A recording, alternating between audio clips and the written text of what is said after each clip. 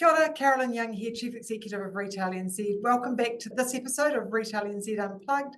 It's the third episode and it's my pleasure to welcome back Anthony Watson, Country Manager for Visa New Zealand and South Pacific, to continue our chat about security, fraud, trends and emerging technologies that will impact New Zealand retailers. I want to turn this episode to look at the seismic shifts that we've seen over the last few years, specifically on how consumers are adopting digital commerce and technologies. What are some of the ways retailers and consumers can protect themselves in a digital commerce environment? It's a great question, Caroline. It's great to be back again here, so I appreciate that. And for all of those, security risks that we've discussed in previous episodes, it should be top of mind, I think, for the audience and some of the retailers listening, particularly as consumer purchasing behaviors and preferences have changed so much. But I think it's important to look at the baseline factors that have really influenced that evolution in the digital economy. The nature of digital commerce, as we've known it, it's just radically changed with the adoption growing at such a fast rate. And I think as a result, the goalposts have shifted quite significantly. And, that radical kind of shift in consumer behavior, it's not going to slow down. If anything, it's just going to continue to speed up. Wow. So that the platform for digital commerce really to go mainstream, it was already in place. However, it was amplified by the COVID pandemic. I think as a result, we've witnessed, a great breakthrough in digital commerce, which has been fantastic. But every business must go digital to make sure that they capture that opportunity, or they really risk being left behind. Absolutely. I mean, your digital space is so important, and having it streamlined and really effective for consumers is really front of mind. Consumers' expectations are higher, aren't they? Certainly, they're wanting to have a stellar, top-of-the-line user experience and being able to shop in ways that would suit them when it suits them. Would you agree? Yes, absolutely. I think we're seeing the nature of commerce evolving much more towards a universal, I guess, experience that arguably just exists in every aspect of our lives. I think, for example, the average time now that an internet user spends on a web page, believe it or not, is about 15 seconds. I know from Wow. experience, my two teenagers spend about 3 seconds on a web page. So I think I'm holding that 15-second average up a little bit there. Yeah, that would be me, I think. I think as consumer attention span, really starts to get shorter, it just becomes imperative for digital experiences to be designed with the user in mind and just be prioritizing that user experience at all touch points we've got throughout, particularly throughout a purchase. We believe businesses should design their user experiences with three core principles in mind. Their experiences really must be intuitive. They need to be transparent. It's an expectation that the consumers have now, and personalized to really just command the attention of the users and keep them engaged and coming back. Yeah, it's so imperative for big businesses as well as small businesses. Small businesses, to get their share of the market, they need their website to be delivering all of those things. So making sure that they get some young people to take that journey on their website and what does it look like and how does it go, just to make sure that all of those touch points are meeting the mark. Because if you're not in the right genre for your customers and what their experience is, you won't be able to meet that potentially, optimal experience for consumers. Absolutely. I guess that's sort of what you maybe call baseline requirements. It's kind of a good place to start. But, what's next? What are some of the key trends that are pulling us in the direction of future commerce?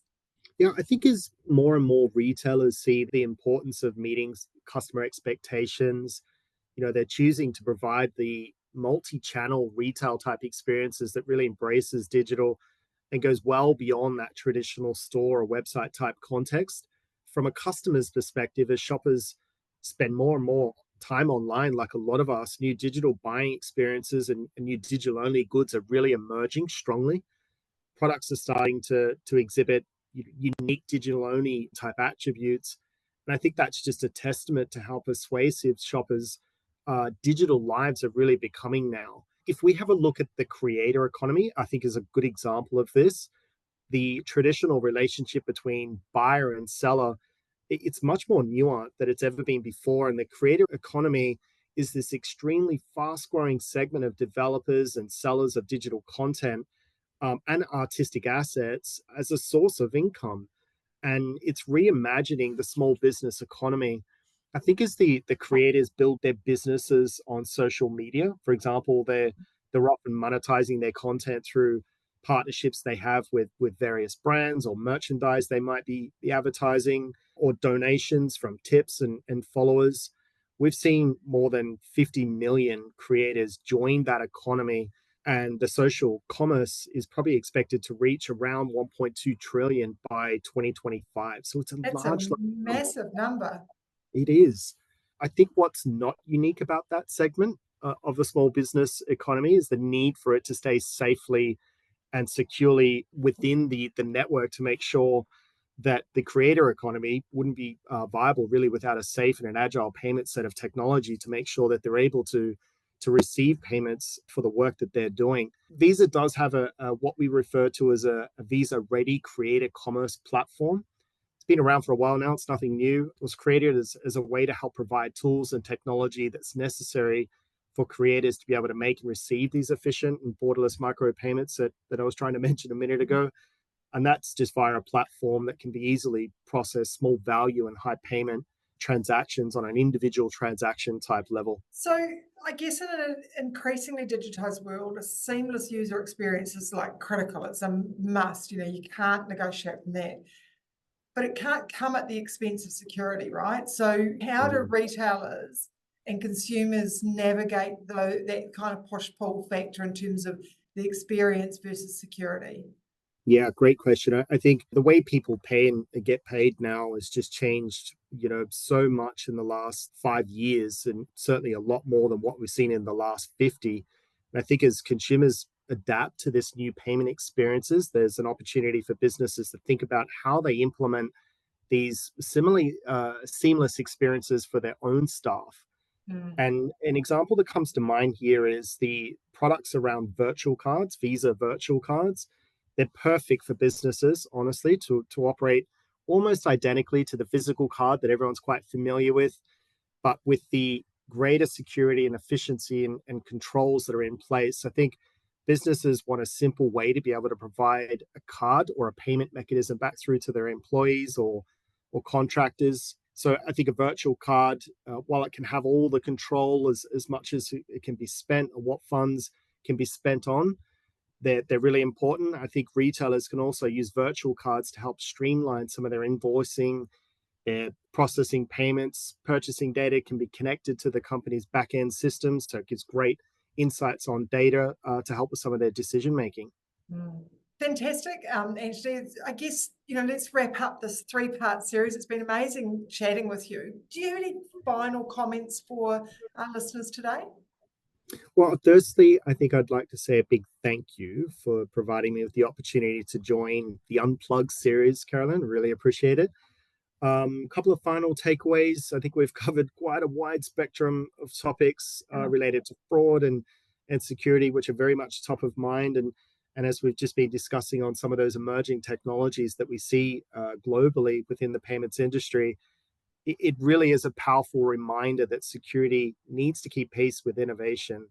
And fraud and scams are top of mind for Kiwis. And I think by working together, we can really help to protect the livelihoods and provide a good, safe, and secure payments ecosystem for everyone.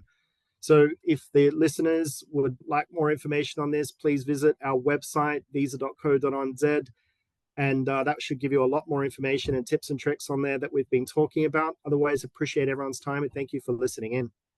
Fantastic, Anthony. Look, and I think the thing that I've got out of today is just that the attention span of people on a website, 15 seconds. So, for all the retailers out there, you have to make sure that your website is, going to really capture people's attention. If they're going to take that journey through to make a purchase, make sure that it's seamless, but make sure that it's secure. So balance up the beauty and the journey on the website with that security to make sure that it is secure, and continue to evolve and develop and keep up to date with all the latest trends, because that's what your consumers are expecting. And keep connected in with Retail NZ. We can keep you up to date with everything you need to know.